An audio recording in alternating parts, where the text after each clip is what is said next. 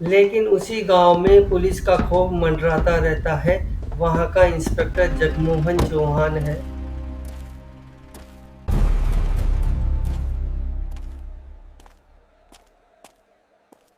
उसकी आंखों में अहंकार और जेब में हमेशा रिश्वत के नोट भरे रहते। वह हमेशा घमंड में रहता है। जगमोहन चौहान का एक We need to वफादार secure the चमचा perimeter immediately. Constable Babu. Yes inspector. गांव वालों पर इन दोनों ने अपना खौफ जमा कर रखा है।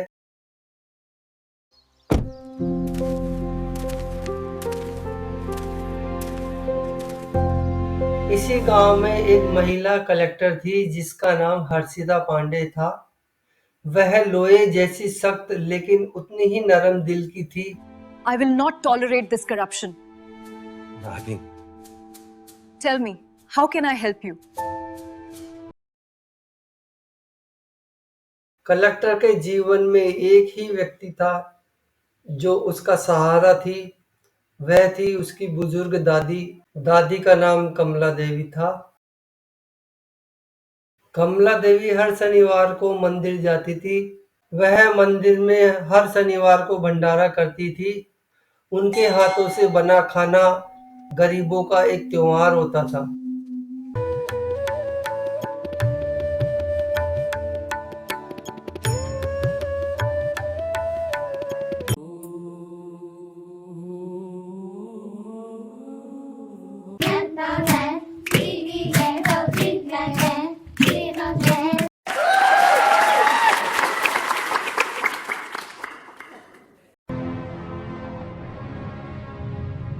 गर्मी का मौसम था। एक शनिवार को तेज धूप थी। कमला देवी अपने घर से मंदिर की ओर निकली। कमला देवी अपने कमजोर कंधों पर बड़े बर्तन उठाकर मंदिर की ओर जा रही थी। तभी अचानक पीछे से पुलिस जीप का हॉर्न बजने लगा।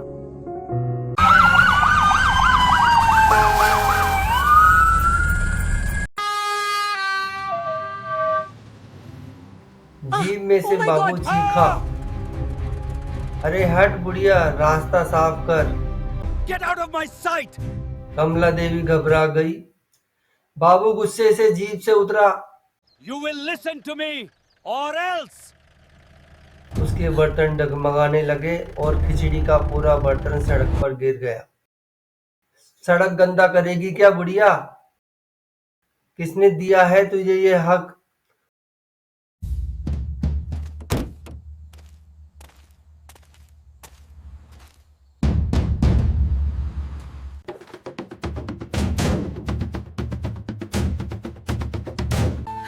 You have और brought बाबू shame ने to this जोर से village! धक्का दे दिया। कमला देवी जमीन पर गिर पड़ी।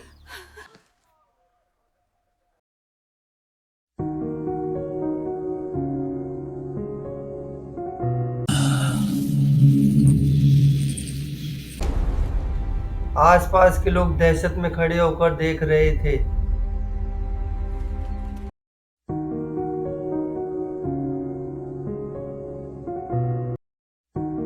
दादी ने आंसुओं भरी आंखों से कहा, बेटा मत भूलो, ऊपर वाला सब देख रहा है। हर कर्म का हिसाब मिलता है।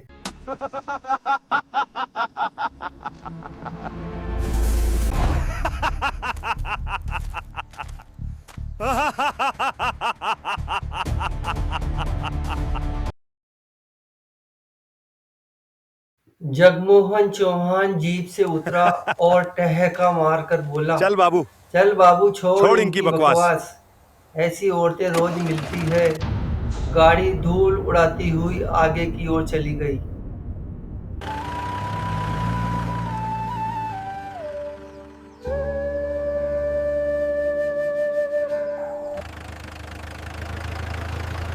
शाम को जब कलेक्टर हर्षिता पांडे को इसके बारे में जानकारी मिली तो उनका चेहरा ज्वाला की तरह तपने लगा।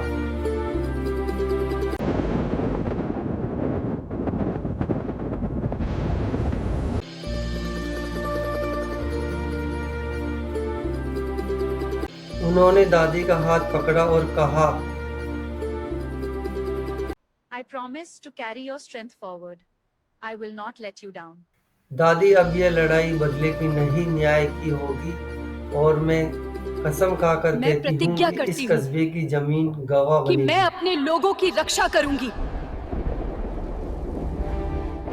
मैं इस शब्द को लेती हूँ कि मैं अपने धर्म के प्रति सदा निष्ठावान रहूंगी। I swear by the fire that consumes this land, I will not rest until justice is served.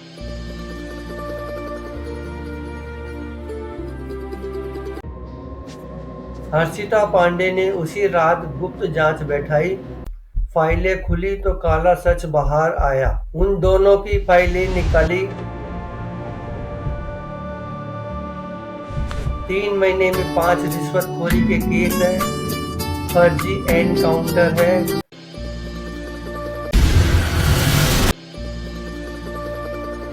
ये सब मेरे हवाले कर दो और कोई कुछ नहीं कहेगा। गरीबों से हफ्ता वसूली की है। मैं तभी बदलाव हर्षिता लाऊंगी। पांडे ने कहा, मैं बदलाव लाऊंगी।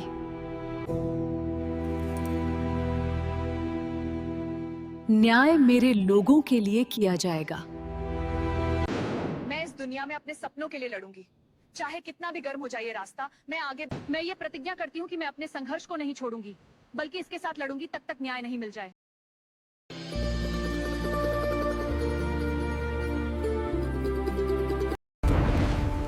कल सुबह सूरज, इन्हें आजाद इंस्पेक्टर नहीं, आरोपी देखेगा।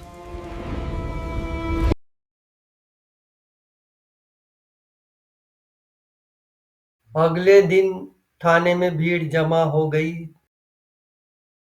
चारों ओर अफरा तफरी मची हुई थी कि क्या होने वाला है।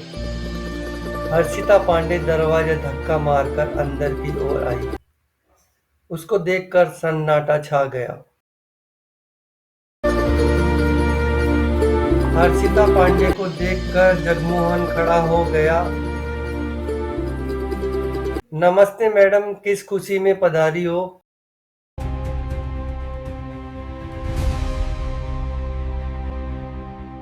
हमरे साथ आके चाय पियेंगे।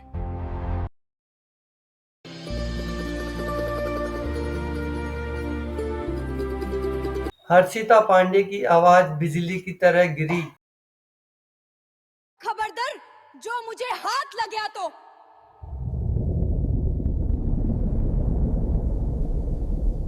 जगमोहन चौहान, तुम्हारा राज अब खत्म है। कल तुमने मेरी दादी के साथ जो किया उसका हिसाब अभी होगा। क्या तुम सोचते हो कि तुम बच जाओगे? तुम्हारा कांस्टेबल बाबू कहाँ है?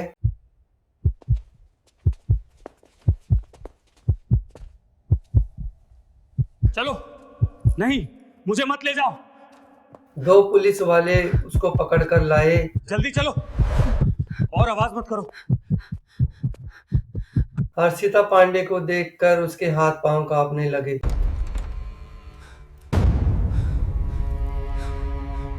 हर्षिता पांडे ने जेब से मोबाइल निकाला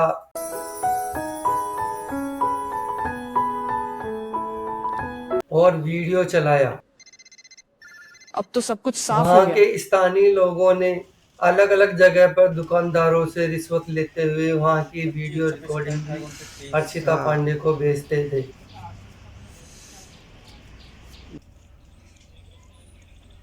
सीसीटीवी फुटेज, भीड़ और वो धक्का साफ दिख रहा था। लोग चिल्ला उठे, हाँ मैडम, हम सब ने देखा था।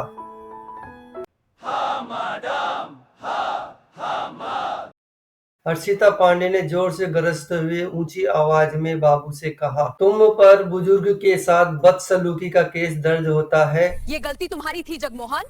कमला देवी का ये हादसा तुम्हारे शर्मनाक काम का नतीजा है।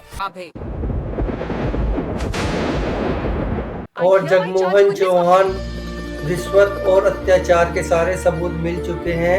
आज से तुम्हें सस्पेंड किया जा रहा है। ये आपका निलंबन आदेश है। आप तुरंत प्रभाव से निलंबित किए जाते हैं। यह बात सुनकर जगमोहन के होश उड़ गए। बहुत देर हो चुकी है, अब कुछ नहीं हो सकता। वह गिड़गिड़ाया, मैडम प्लीज, मेरा परिवार है, मेरी नौकरी। मेरा घमंड टूट रहा है। My pride is breaking. Harshita Pandey ने उसकी आंखों में सीधा देखा और कहा, इससे हम दोनों के लिए मुश्किल होते हुए भी सही रास्ता है। ये फैसला आपके हाथों में है, लेकिन इसका बोझ आपके जहन में रहेगा। तुम्हें ये सच जानना जरूरी है।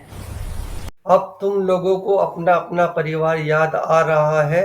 उस समय परिवार याद नहीं आया जब दूसरों की दादी को धक्का क्यों दिया था। न्याय कभी किसी से डरकर नहीं झुकता है जगमोहन चौहान। ये फैसला आपके हाथों में है, लेकिन इसका बाबू बोझ और आपके जहन में जगमोहन रहेगा। के काफी विनती करने के बाद भी हर्षिता पांडे अपने फैसले पर अटल रही।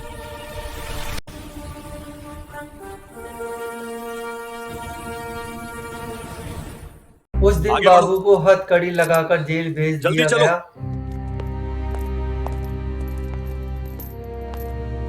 अपराध का बोझ बहुत भारी होता है।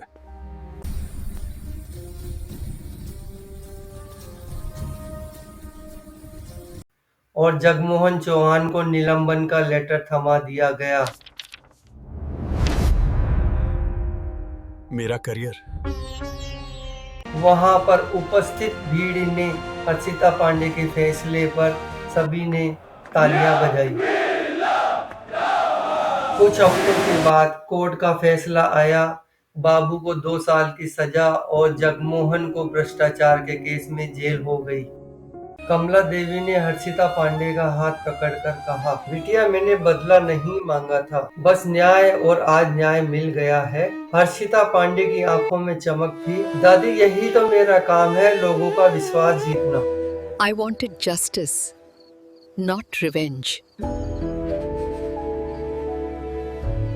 प्रोत्साहन और सुरक्षा मेरा कर्तव्य है। लोगों की विश्वास की रक्षा करना मेरा कर्तव्य है।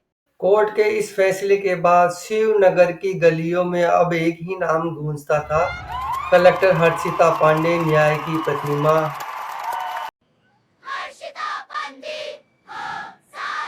उस दिन के बाद से जब भी कमला देवी मंदिर जाती थी, हर पुलिस वाला आगे बढ़कर उन्हें सलाम करता था और कहता, दादी माँ अब आप अकेली नहीं है। यह कहानी सिखाती है कि जब अन्याय अपनी हद पार करता है तो न्याय की ज्वाला स्वयं प्रकट होती है।